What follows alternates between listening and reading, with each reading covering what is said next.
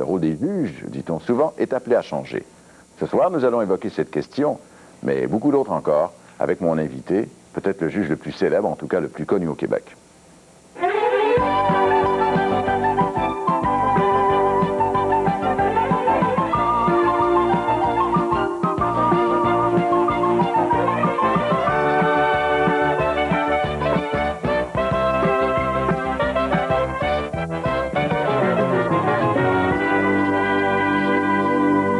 C'est vrai, vous êtes d'accord avec moi, vous êtes le juge le plus connu au Québec, monsieur le juge Deschênes. Écoutez, je serais justement mauvais juge pour répondre à cette question-là, M. Nadeau. Vous êtes juge en chef de la Cour supérieure. D'abord, la Cour supérieure, ce serait intéressant que vous nous disiez exactement le genre de juridiction qu'on lui a attribué. En un mot, c'est le tribunal de droit commun qui a juridiction sur tout le territoire du Québec en matière civile, en matière criminelle, en matière commerciale, familiale, faillite, matière constitutionnelle. Vous touchez à tout, au fond. C'est le grand tribunal de juridiction générale. Et si vous voulez une indication strictement au point de vue monétaire, la juridiction de la Cour supérieure commence à 6 000 en montant. Il n'y a pas de limite non plus. Il n'y a pas de limite non plus. Et un juge en chef, quelles sont ses responsabilités? Essentiellement, au départ, il est un juge parmi les autres de la Cour. La juridiction, comme juge, est la même chez le juge en chef que chez tous ses collègues, sauf peut-être de très légères exceptions dans quelques lois spéciales. Cependant, le juge en chef a en même temps la responsabilité de l'administration de la Cour. C'est sur lui que repose en conséquence le fardeau d'assurer le fonctionnement normal et efficace de la Cour. C'est une sorte de primus inter pares, en fait. Si le latin est encore de mode aujourd'hui, oui, je suis prêt à répondre oui à votre question. Est-ce que c'est vous qui décidez, par exemple, quelles sont les causes qui seront données à certains juges par rapport à d'autres causes, à d'autres juges, ainsi de suite? Oui, le fardeau ou la responsabilité d'assigner les causes aux juges est une responsabilité strictement judiciaire à l'intérieur de la magistrature, et d'ailleurs il faut qu'il en soit ainsi. Il ne faut pas que quiconque dans l'administration ait quoi que ce soit à dire dans le fait que la cause entre A et B ira devant M. le juge X. Ceci est une prérogative strictement judiciaire. Cependant, on comprendra que lorsqu'on est face à l'ampleur des chiffres que l'on connaît, comme par exemple à Montréal, je vous donne un exemple, en matière de divorce, nous en avons 10 000 par année à Montréal. C'est bien évident que je ne puis pas de mon bureau affecter chaque cause à chaque juge. Alors il y a certains fonctionnaires qui, sous ma direction et mes instructions, font ce travail régulièrement de jour en jour. Est-ce qu'il y a un aspect un petit peu disciplinaire à vos fonctions? Est-ce que les juges peuvent être des personnages indisciplinés à l'occasion, par exemple, que vous devez remettre un peu à leur place? Bien, il faut comprendre que les juges sont des êtres humains, moi le premier. Vous nous confirmez. Nous sommes tous issus du barreau. Chacun arrive à la magistrature avec ses qualités, avec ses défauts, avec ses antécédents, avec ses penchants. En conséquence, ce serait bien vain de ma part de prétendre que tous les juges sont des êtres parfaits et qui n'arrivent jamais d'incidents qui, parfois, soient certains incidents de parcours en cours de route. Maintenant, employons le mot discipline, si vous voulez, la surveillance des juges relève chez nous, qui sommes des juges de nomination fédérale, d'un organisme qui s'appelle le Conseil canadien de la magistrature, qui est formé de tous les juges en chef des cours de juridiction supérieure à travers le Canada. Nous sommes 27. Mais on m'a dit que de temps à autre, vous vous gênez pas pour en réprimander un certain nombre, que vous leur envoyez des petits mémos. On vous a même déjà appelé à une certaine époque le capitaine Mémo à cause de ça. J'ai entendu dire cela, non pas de mes oreilles, je l'ai lu en quelque part. Le fait est cependant qu'il est exact qu'il faut bien, si l'on veut que le fonctionnement de la Cour se déroule d'une façon efficace, il faut bien qu'une certaine surveillance s'exerce sur le fonctionnement de la Cour et, en conséquence, sur le fonctionnement de chacun de ceux qui contribuent et participent au travail de la Cour, c'est clair. Dire que vous seriez une sorte de préfet de discipline à la Cour supérieure, ça serait aller trop loin, vous pensez? C'est certainement une expression, personnellement, que je n'aimerais pas, que mes collègues, sans aucun doute, n'aimeraient pas non plus, et ce n'est certainement pas la conception du rôle du juge en chef que je me suis jamais faite. Un juge en chef, ça ne doit pas quand même bousculer ses collègues un peu de temps à autre, surtout qu'on dit, les juges, c'est peut-être injuste, que ce ne sont pas toujours les gens qui travaillent le plus, en fait. Ils ont même, dans certains cas, eu une réputation d'être un peu paresseux. Je pense que vous allez un peu loin avec deux mots, paresseux d'une part et bousculé de l'autre. Le rôle du juge en chef est évidemment d'agir comme serment à l'intérieur de la Cour et d'agir également comme avec un certain leadership pour le fonctionnement de la Cour et pour l'exemple à donner aux juges à l'intérieur du tribunal, il n'y a pas de doute là-dessus. Mais il ne faut pas oublier que les juges qui sont nommés sont des gens qui arrivent à la magistrature dans notre système avec une expérience de 18, 20, 25 ans comme avocat avant d'arriver à la magistrature. Ils sont fatigués, vous voulez dire, ils viennent se reposer sur le banc, au contraire, ce que je veux dire, c'est que ce ne sont pas des enfants d'école. Ce sont tous des adultes qui arrivent avec une large expérience de la vie. Et en conséquence, il ne faut pas penser que parce que quelqu'un, X, Y ou moi, à un moment donné, est nommé juge en chef, qu'automatiquement, on arrive avec un bâton, puis on dit à chacun des juges qui sont là, vous allez faire ci, vous allez faire ça. C'est pas comme ça que la Cour fonctionne. C'est un organisme très collégial. Oui. Et par exemple, nous allons avoir le mois prochain l'Assemblée générale annuelle de la Cour supérieure. Eh bien, nous allons être, compte tenu de quelques maladies, quelques absences, nous allons être environ 110 à 115 juges de la Cour supérieure réunis autour de la même salle. Il y a combien de femmes, d'ailleurs? Je vais présider cette assemblée comme juge en chef. Ça serait se faire de graves illusions que de penser que je puis arriver comme un dictateur et dicter à l'Assemblée ce qu'elle devra faire. D'autre part, l'esprit de collégialité qui y règne fait en sorte qu'ensemble, nous pouvons arriver dans cet esprit-là à prendre des décisions pour le fonctionnement de la Cour. Mais il faut comprendre que ça fonctionne comme un collège, comme un ensemble. Deux petites questions. Premièrement, il y a combien de femmes parmi ces 110 juges que vous rencontrerez le mois prochain? Oui. Il y en a combien? Oui, nous en avons une demi-douzaine dans la Cour. Je m'excuse d'employer le mot. 110. Vous avez raison. C'est pas beaucoup. Écoutez, vous avez probablement raison, mais il ne faut pas oublier une explication. C'est que les personnes qui sont nommées juges arrivent du barreau. Bien. Elles doivent arriver, ces personnes-là, avec une expérience d'un certain nombre d'années pour accéder à la magistrature. Or, dans les années récentes, il y a eu un assez grand nombre de femmes, comme vous savez... Autant de femmes que d'hommes dans les facultés de droit. Qui sont dans les facultés de droit actuellement. Mais avec tout le respect que je peux leur devoir, elles ne sont pas, pour l'immense majorité, encore prêtes à accéder à la magistrature. Alors, celles qui ont accédé à date étaient parmi les pionnières dans les facultés de droit il y a 15, 20 ou 25 ans. Elles sont dans la magistrature aujourd'hui. Sans doute qu'il y en aura plus dans les années à venir, et ce sera une excellente chose. L'autre petite question, est-ce qu'il est vrai que des juges ne siègent que 6 jours ou 6 jours, 7, 8 jours par mois? Est-ce que c'est vrai? Oui, c'est vrai. Trouvez-vous que c'est suffisant? Laissez-moi vous répondre. C'est vrai parce que je vous mentirais si je disais le contraire. C'est vrai pour la classe des juges que nous appelons, qui s'appellent d'après la loi les juges surnuméraires. Ça, c'est vrai. Ce n'est pas vrai pour les juges réguliers, et qui sont évidemment l'immense majorité des juges de la Cour. Je parlais des surnuméraires, c'est une catégorie qui a été créée par la loi il y a une quinzaine d'années et qui est formée des juges qui ont atteint à la fois un certain âge et un certain nombre d'années de magistrature. C'est un petit nombre parmi les juges de la Cour et on comprend que ceux-là, évidemment, bénéficient d'une situation qui leur permet d'avoir une dose de travail ou une charge de travail inférieure à la charge normale. Vous allez voir les juges qui siègent en chambre criminelle chez nous, leur charge de travail est de 7 semaines sur 8 en chambre criminelle. D'accord. Monsieur Deschênes, au cours des années, on a eu le sentiment que quand il y avait des causes qui allaient attirer l'attention du grand public, de ce qu'on appelle les médias, vous les attribuiez presque d'office. Est-ce que c'est pas un peu juste, ça? Vous êtes bien placé pour prendre des belles causes dont on parlera beaucoup dans les journaux. La chose est arrivée, c'est vrai. L'inverse est arrivé également. Et alors, évidemment, les causes que j'ai entendues puis dont on n'a pas parlé, il ne s'irait pas que je me mette à en parler aujourd'hui. Et pourtant, elles existent et je pourrais vous les montrer. Maintenant, il est arrivé également que j'ai entendu des causes dont on a parlé aussi.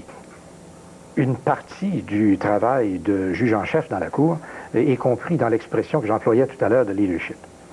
Et je crois qu'il importe que celui qui occupe la fonction, du moins c'est la conception que je m'en fais, je peux avoir raison, je peux avoir tort, mais jusqu'à ce qu'on me prouve que j'ai tort, c'est la conception que je m'en fais, et c'est l'ordre dans lequel j'ai agi depuis que j'occupe la fonction. Celui qui occupe le juge en chef a le fardeau, non seulement de voir à ce que l'administration de la Cour fonctionne, mais en plus, à ce que certains tons qui soient donnés au tribunal. Mais est-ce qu'il y a eu des juges en chef avant vous vous pourrez y répondre en même temps. Est-ce qu'il y a eu des juges en chef avant vous qui, depuis que la Cour supérieure existe? Je ne le sais pas parce que je n'ai jamais fait de relevé des affaires que mes prédécesseurs avaient pu avoir l'occasion d'entendre. Quant au mot « belle », vous savez, encore là, c'est un qualificatif sur lequel il y aurait lieu de faire des distinctions. Une cause, on peut peut-être en entendre parler, mais seulement si justement, ce sont la plupart du temps celles-là qui, à la fois, sont les plus difficiles et qui présentent le plus de risques. Et nous travaillons sur la place publique. La justice est publique et nous travaillons en conséquence en public. Et alors, lorsque le juge entend une cause et qu'il doit la décider, puis qu'elle présente une difficulté particulière, bien, il court un risque d'autant plus grand que la cause est plus connue et qu'elle est plus difficile. D'accord. Une question que j'aimerais beaucoup aborder avec vous, c'est celle de ce rôle des juges, j'y faisais allusion un petit peu au début de l'émission, ce rôle des juges qui est en pleine évolution maintenant. Bon, il n'est pas question, monsieur le juge Deschênes, de revenir sur le jugement d'il y a quelques jours en ce qui concerne la constitutionnalité de la loi 101. Je sais que finalement les juges, une fois que le jugement est rendu, ne veulent pas revenir sur le fond et même la forme de ces jugements. Cependant, à l'occasion de ce jugement, on a reposé la question, est-ce que les juges ne sont pas en train de plus en plus d'occuper des fonctions politiques qui, jusque-là, étaient dévolues à d'autres instances, par exemple, dans les circonstances des gouvernements provinciaux. Est-ce que vous la voyez, cette évolution-là? Est-ce que vous reconnaissez que vous devenez de plus en plus des personnages, entre guillemets, politiques? Plaçons au départ que le juge agit d'abord en fonction de son serment d'office. Et son serment d'office l'amène à exercer ses fonctions sur la base des lois qui ont été passées par les parlements compétents, soit le Parlement fédéral, soit les législatures des différentes provinces, et ici au Québec, l'Assemblée nationale. Le juge, en conséquence, entend à un moment donné un litige. Les avocats de part et d'autre lui disent, voici, d'après nous, la loi applicable, et comment, d'après nous, les faits doivent être vus, et comment, en conséquence, la cause doit être décidée en appliquant la loi aux faits dont il s'agit. Ça, c'est la fonction du juge. Le juge, évidemment, en appliquant la loi, n'est pas une boîte sur laquelle on va peser sur un piton et de sa bouche va sortir le mot coupable. Pas ça le rôle du juge. C'est pas une mécanique, c'est un être de jugement. Alors déjà, dans le cadre de ce que je vous mentionnais tout à l'heure, vous avez un ensemble de lois qui est là. Le juge a un rôle à jouer qui n'est pas simplement un rôle d'application mécanique, mais qui est également un rôle d'interprétation. Il peut arriver que des lois soient parfaitement claires. Heureux le juge qui a affaire à une loi parfaitement claire et dont l'application, en conséquence, ne soulève pas de doute. Mais il peut arriver également, et Dieu sait que les exemples sont assez fréquents, que le juge a affaire à une loi dont la clarté n'est pas absolument extraordinaire. Et en conséquence, là, il y a lieu à l'interprétation. Déjà, à ce moment-là, le juge a un rôle à jouer qu'on peut, entre guillemets, qualifier de politique, en ce sens qu'il devient l'interprète de la loi qu'il applique aux faits, et en conséquence, il doit deviner l'intention du Parlement derrière le texte qui est devant lui. Mais est-ce que vous avez l'impression... Il y a un certain rôle, mais seulement... Est-ce que ça va aller en s'accentuant, d'après vous? Bien, ce qui arrive, et ça, sans doute, à quoi vous faites allusion, c'est le nouveau rôle qui est attribué à la magistrature par la Constitution canadienne, ou en particulier la Charte canadienne des droits du mois d'avril, qui est entrée en vigueur au mois d'avril dernier. Et vous avez raison sur cet aspect-là. Il faut comprendre que si l'on croit que le juge acquiert un rôle guillemets, politique accrue, c'est toujours, cependant, en fonction de sa tâche première d'appliquer et d'interpréter la loi. Mais le Parlement a jugé bon de changer la loi.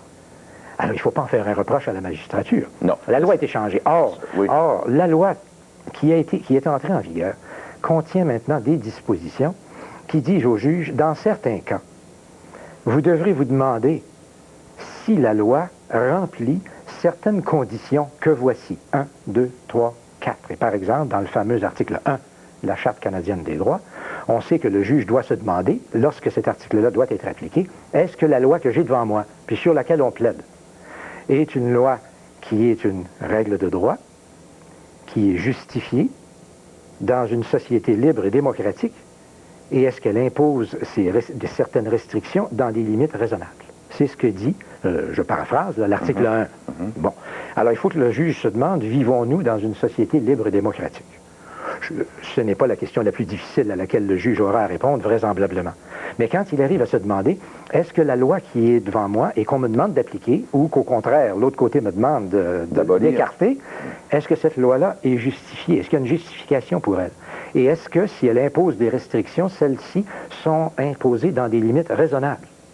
Là, le juge n'a pas le choix. Il faut qu'il examine cette situation-là. Il faut qu'il examine la loi en fonction du contexte social dans lequel nous vivons et à la lumière, suivant les causes et suivant les avocats, des faits qui auront pu être amenés en preuve devant le juge pour l'aider à apprécier le contexte dans lequel cette loi-là doit être appliquée. À ce moment-là, le rôle du juge n'est plus simplement un rôle pardonnez-moi le néologisme, d'applicateur, mais il est un interprète qui a beaucoup plu. En ce sens-là, son rôle devient un peu politique. Oui. Ben justement, c'est là où un certain nombre de personnes sont un petit peu tracassées, parce que ils se disent, bon, un homme politique est un homme politique, il doit se représenter devant ses électeurs à tous les 4 ans, en principe, ou 5 ans. Bon.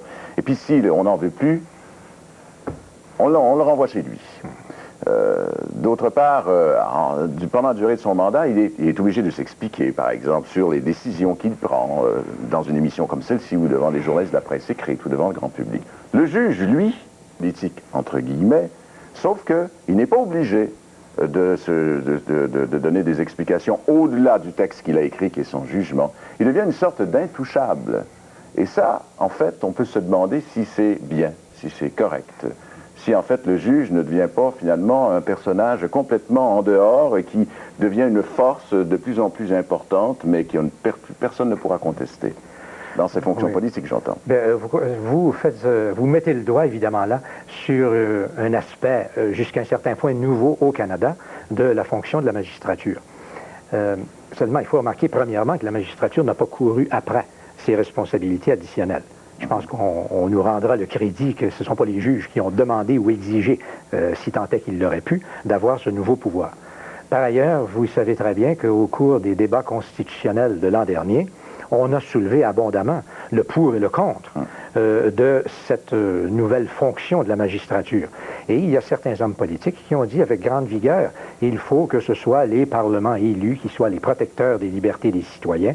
On ne doit pas mettre cette protection des libertés entre les mains des juges non élus. La chose a été dite et remarquez bien, je suis le dernier à prétendre que ça ne se défend pas, loin de là. Avez-vous une opinion personnelle là-dessus, vous puissiez nous je ne sais pas si je devrais vous livrer une opinion personnelle actuellement, parce que je suis lié, comme je le mentionnais tout à l'heure, par mon serment d'office. Et mon serment d'office comme juge, c'est l'obligation d'appliquer la loi. Or, la loi dit, dorénavant, il y a certaines conditions qui sont mises dans la loi et qui relèveront de l'appréciation des tribunaux.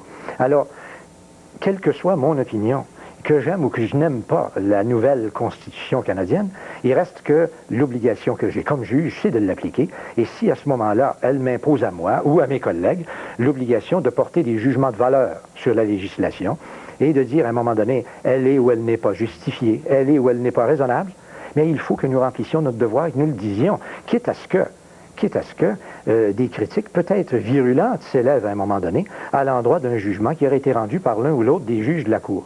Et ça, sous cet aspect-là, quand vous mentionniez il y a un moment que les juges ne peuvent pas répondre... Est-ce que les juges pourraient éventuellement répondre en relançant de leur propre chef des accusations d'outrage au tribunal, par exemple, dans un cas comme ça? Il n'est évidemment pas question de ça. Non. Évidemment pas question de ça. Le juge rend son jugement et dans un cas comme celui dont on parle, il émet son opinion, puis il dit, sur la base des faits que j'ai entendus, sur la base des arguments qui m'ont été présentés de part et d'autre, voilà mon opinion, je tranche en conséquence, comme c'est ma fonction, en disant oui ou en disant non.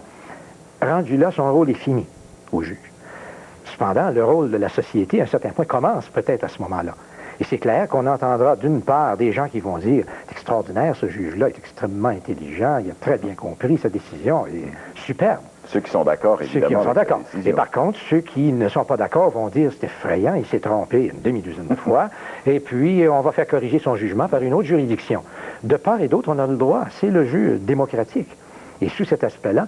Vous en avez assez de la, entre guillemets, toujours de la jugerie désincarnée. Vous voulez que ça s'incarne de plus en plus dans le réel. Mais je veux qu'on comprenne également que ça, c'est l'aspect ingrat du rôle de la magistrature ou du rôle du juge. Il faut pas que le public comprenne, pense, il faut que le public sache que le juge qui prend sa décision le fait en son âme et conscience et parfois après des délibérations d'une grande anxiété.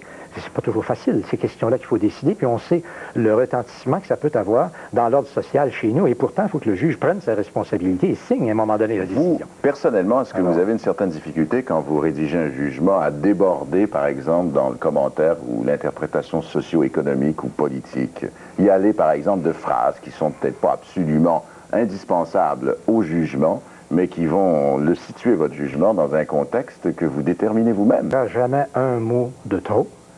Il n'y aura jamais un commentaire qui ne soit pas directement relié à la nécessité de la décision qu'il doit rendre.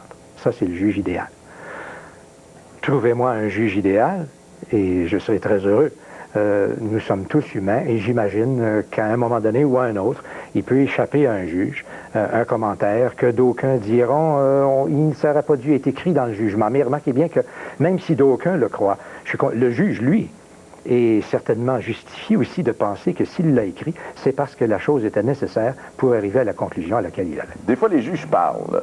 Et on pense, par exemple, vous parlez ce soir ici, en dehors du prétoire, du tribunal. Je pense à un juge qui est le juge Burger de Colombie-Britannique qui a fait une déclaration au moment du débat constitutionnel en disant que, par été dommage que le Québec perde son droit de veto et ainsi de suite. Et il a été sérieusement réprimandé à ce moment-là. Est-ce que vous pensez, vous, que l'on doit limiter au maximum le droit des juges à exprimer des opinions politiques?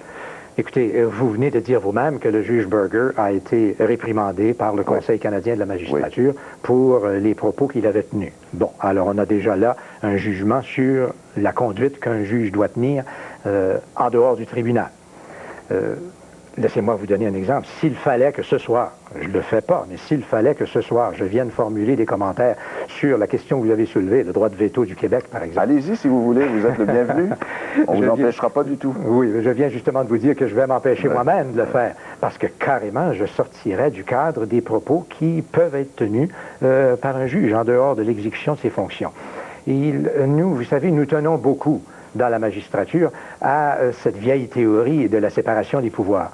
Et je pense qu'il est sage, d'ailleurs, qu'on y tienne pour la santé à la fois du pouvoir législatif, du pouvoir exécutif et de l'administration de la justice. Mais si nous, les juges, nous tenons à ce que les deux pouvoirs politiques nous laissent tranquilles dans l'exécution de nos fonctions, n'interviennent pas jamais en quoi que ce soit, mais je crois qu'il nous incombe à nous aussi de ne pas intervenir dans le fonctionnement des organismes politiques. De temps à autre, les pouvoirs politiques vont quand même avoir, je pense, intérêt à récupérer un peu les juges pour qu'ils qu'ils prennent des décisions ou qu'ils forcent des décisions à leur place. Je pense par exemple à cette fameuse question des conflits de travail, des injonctions.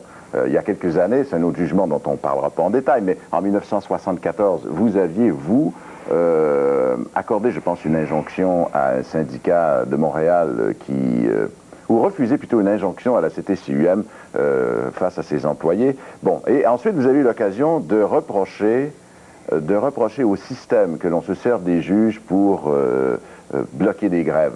Et est-ce que vous pensez que sur ce plan-là, la situation s'est améliorée avec les années? Est-ce que vous continuez de maintenir que ce n'est pas la fonction du juge que de se s'immiscer entre un patron et ses employés dans le cas d'un conflit? C'est certainement pas la fonction du juge, comme vous le dites, de s'immiscer entre patron et employé, puis d'agir un peu comme essayer pour dire que ce sera le tribunal qui va régler la grève. Certainement pas. D'autre part, il existe des procédures qui sont prévues par la loi et que l'une ou l'autre des parties dans un conflit de travail peut employer et à laquelle l'une ou l'autre des parties peut avoir recours. Et le juge, évidemment, ne peut pas dire aux gens qui viennent devant le tribunal en se servant des moyens que la loi met à leur disposition, allez-vous-en, je ne veux pas vous voir. Son devoir, encore là, est d'agir en fonction de ce que la loi lui impose.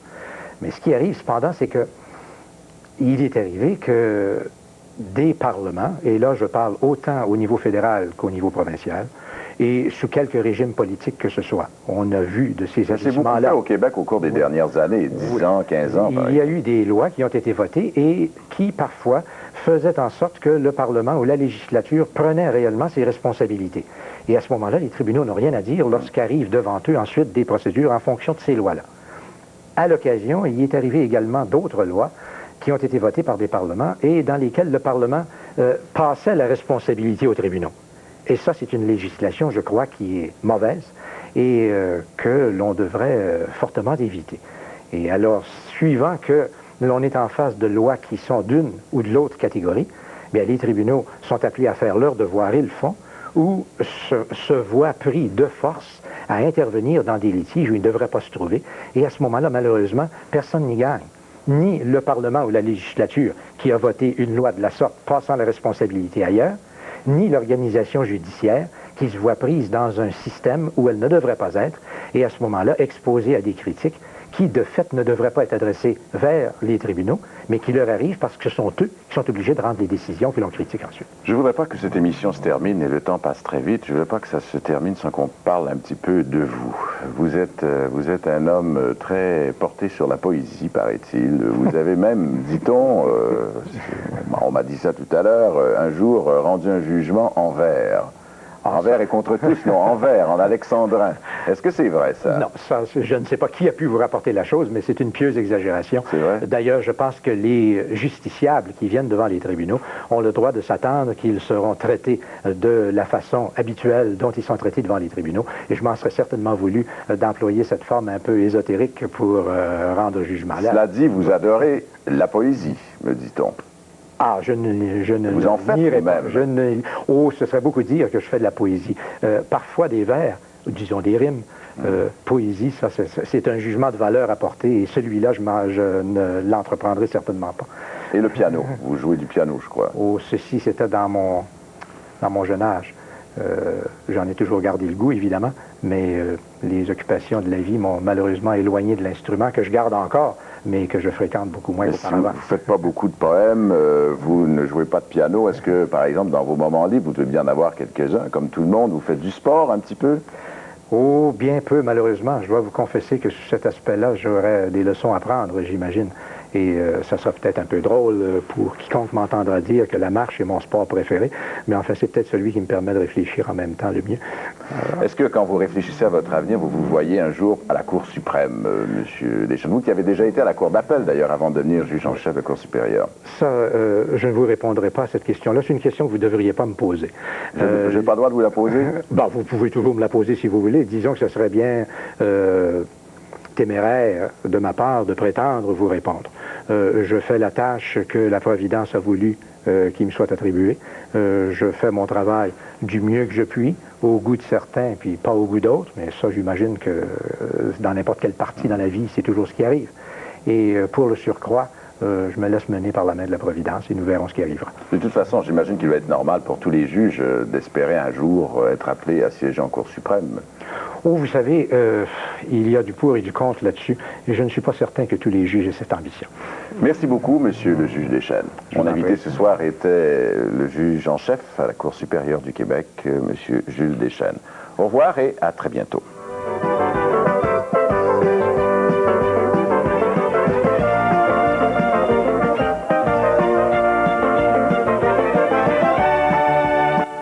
Incidemment, mesdames et messieurs, demain, Pierre Nadeau recevra 2 représentants syndicaux et un député qui émettront leur réaction face aux propositions du gouvernement à ses fonctionnaires.